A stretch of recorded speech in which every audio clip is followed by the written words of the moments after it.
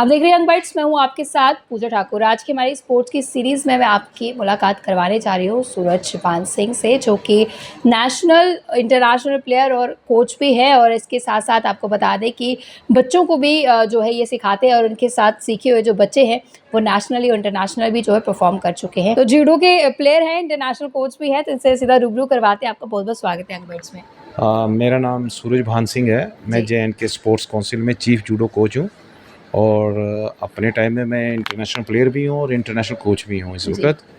और इस वक्त मैं as a coach MS stadium indoor complex में बच्चों को सिखाता हूँ, और यहाँ मैनेजर हूँ, इंचार्ज मैनेजर भी हूँ इंडोर का। खुद जब इंटरनेशनल प्लेयर आप रहे हैं और आज जो है आपके द्वारा जो बच्चे सीखे हुए हैं वो भी आज नेशनल इंटरनेशनल लगा रहे हैं, तो कितना आप चेंज देखते हैं? जब आपका समय था खेलने का, जब उस समय पे आप खेलते थे, जब शुरुआत आपने की थी, लेकिन आज के जो बच्चे हैं वो खेल रहे हैं, कितना चेंज आप मानते हैं?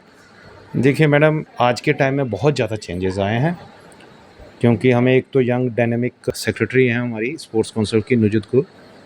उसके पहले भी जो सेक्रेटरी, उन्होंने भी बड़ा काम किया। ये मैडम बहुत काम कर रही हैं, और इस वक्त हमारे जो इंफ्रास्ट्रक्चर्स हैं पहले से बहुत ज़्यादा बेहतर हैं हमारे पास। इस वजह से हर गेम में न्यू चीज़ें हैं, जैसे जूडो मैट हुए, कबड्डी मैट हुए, इंफ्रास्ट्रक्चर हुआ, जितना भी टेबल हो गए, या बैडमिंटन कोर्ट हैं, इधर जिम्नास्टिक का है, और उनको सबको एकेडमी बनाई है जिम्नास्टिक की, और काफ़ी अच्छा चल रहा है। फुटबॉल का भी एस्ट्रोटर्फ बना है, हॉकी में एस्ट्रोटर्फ है।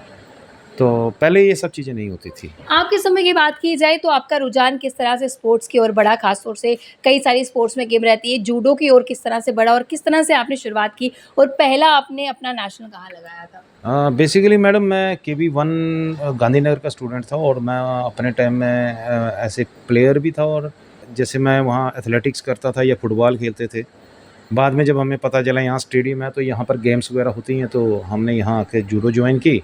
जूडो ज्वाइन करने के बाद इसमें मेरा काफ़ी इंटरेस्ट हो गया, और उसके बाद मैं नेशनल में भी मेडल है। मेरा ऑल इंडिया यूनिवर्सिटी में भी काफ़ी अच्छा परफॉर्मेंस रहा, और ऑल इंडिया यूनिवर्सिटी में भी मेरे मेडल्स हैं। तो कैसा एक्सपीरियंस रहा जब भी हम कहीं जाते हैं, जब भी हमारा पहला मैच रहता है या जब भी हम पहली जगह जाते हैं, तो नर्वसनेस रहती है। हारना जीतना एक अलग पार्ट रहता है, लेकिन पार्टिसिपेशन जो है वो बहुत इंपॉर्टेंट रोल प्ले करती है कि एक बच्चे ने जो है वो पार्टिसिपेट भी किया हुआ है। तो आपका कहाँ का क्या सा एक्सपीरियंस रहा, और सबसे अलग एक्सपीरियंस, सबसे नर्वसनेस वाला एक्सपीरियंस आपका कहाँ पे रहा? बेसिकली जब बच्चा पहली बार स्पोर्ट्स में आता है और जब पहली बार पार्टिसिपेट करता है, तो उसको डर होता है मैट पे चढ़ना, फिर फाइट करनी।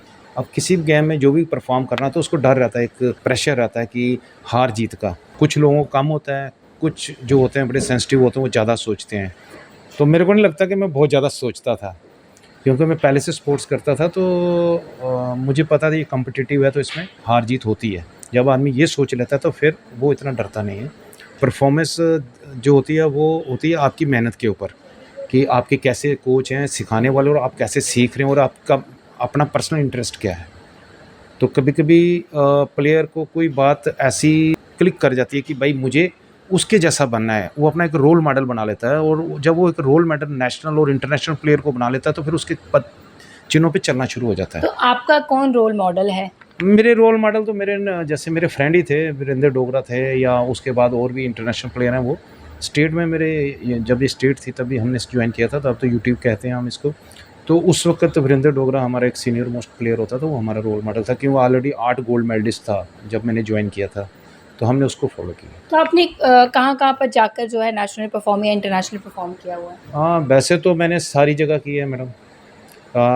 नेशनल तो हर स्टेट में किए, कम से कम मैंने 10 नेशनल्स खेले हैं, और स्टेट चैम्पियनशिप तो यहीं करते थे हम, और डिस्ट्रिक्ट वगैरह। उसके बाद मैंने इंटरनेशनल जो है, कॉमनवेल्थ जो है, वो मैंने यहाँ पार्टिसिपेट किया। एज ए कोच मैंने डेफ टीम इंडिया का रिप्रेजेंट किया, और डेफ टीम में मेरे 2 बच्चे पार्टिसिपेट हुए। पूरे इंडिया के 6 बच्चे थे, और मैंने पेरिस में पार्टिसिपेट किया था। उस वक्त मेरे जो लड़की है रक्षिंदा महक, जिसका काफ़ी नाम भी है, उसका ब्रॉन्ज मेडल आया था, तो उसको काफ़ी हाईलाइट भी किया। और उस वक्त खान साहब होते थे, तो उन्होंने हमारे जो एडवाइज़र थे स्पोर्ट्स के, तो उन्होंने इसको काफ़ी हाईलाइट किया तो था। जूडो की गेम की बात की जाए तो किस तरह की गेम रहती है? किस तरह से प्लेयर्स जो है वो एक दूसरे को मात देते हैं, क्या कुछ करते हैं? अभी जो बच्चे भी आपके पास सीखने के लिए आते हैं, किस तरह से सिखाया जाता है? बेसिकली जो जूडो गेम है, वो कोई भी गेम होती है ना, उसमें फ्लेक्सिबिलिटी बहुत ज़रूरी है। और जिसको हम स्टेमिना कहते हैं, एंडोरेंस वर्क बड़ा अच्छा चाहिए। और ये जो गेम है वो स्ट्रेंथ गेम है, जैसे रेसलिंग है, बॉक्सिंग है, ये स्ट्रेंथ गेम्स हैं। इसमें बहुत पावर गेम्स हैं, उसमें पावर चाहिए। तो हम बच्चों को स्टार्ट में तो उनके जो बेसिक्स जो होते हैं वो सिखाते हैं, उसके बाद उनको हम बताते हैं कि आप ये डाइट लें, इस तरीके से बनेगा। फिर उनके जो शेड्यूल्स होते हैं वो बनाते हैं हम, कि ये जो सब जूनियर का क्या शेड्यूल है, जूनियर का क्या है, सीनियर का, उनको कैसे प्रैक्टिस करनी है, वो बच्चों को समझाते हैं। आप इस तरीके से प्रैक्टिस करो, इस तरीके से अपनी बॉडी को डेवलप करो। तो ये 1-2 दिन का काम नहीं है, सालों तक लगते हैं इसमें। 2 साल, 4 साल, 5 साल, 10 साल भी लगते हैं एक अच्छे इंटरनेशनल प्लेयर बनने के तो लिए। फ़िटनेस पर ध्यान देने के लिए क्या कुछ हमें अपनी डाइट रखनी पड़ती है? कौन-कौन सी चीज़ें जो हमें छोड़नी पड़ती है, जो हमें बहुत ज़्यादा पसंद भी रहती है? बच्चों को क्या कुछ टिप्स आप देते हैं? अब देखो, हम बच्चों को यही टिप्स देते हैं कि आप जो अच्छी डाइट लें, प्रोटीन्स लें, अच्छे मिनरल्स, विटामिन्स और उस तरीके की डाइट लें, जैसे जूसेस वगैरह पिएँ। और कई बच्चे जो चिकन मीट खाते हैं उनको भी कहते हैं आप ये जो नहीं खाते हैं तो उनको बताते हैं इसका ऑप्शन क्या, आप अल्टरनेट। अल्टरनेट क्या है, तो वो आप खाइए। जी। उसके अलावा उनको जैसे जैसे वो आगे बढ़ता है तो फिर डाइट के बारे में बताया जाता है। सिर्फ उनको मना किया जाता है कि जैसे फास्ट फूड हो गए, मोमोज वगैरह, ये चीज़ें नहीं खानी, ये चीज़ें से आदमी की सेहत ज़्यादा खराब जी। होती है। तो अभी जो स्पोर्ट्स में आना चाहते हैं जो कुछ करना चाहते हैं, नेशनल भी जा रहे हैं, इंटरनेशनल भी जा रहे हैं, जो भी इनिशियली शुरू कर रहे हैं, उनके लिए क्या कुछ मैसेज रहने वाला है आपकी तरफ से? मेरे हिसाब से तो इस वक्त स्पोर्ट्स के ऊपर बहुत ज़्यादा तवज्जो दी जा रही है, और हमारी जे.एंड.के यूटी में गवर्नमेंट ऑफ इंडिया का बहुत फोकस है कि यहाँ बच्चों को एक तो टर्मोइल जो चल रहा है उससे बाहर निकाला जाए और मैक्सिमम लोगों को स्पोर्ट्स में जोड़ा जाए, ताकि ये जो बच्चे हैं, और फिर दूसरा ये नशे की तरफ ना जाएं बच्चे, जी। और इसमें एंगेज रहें स्पोर्ट्स में, और अपनी हेल्थ को अच्छा रखें, एक अच्छे सिटीजन बनेंगे वो इसी की से।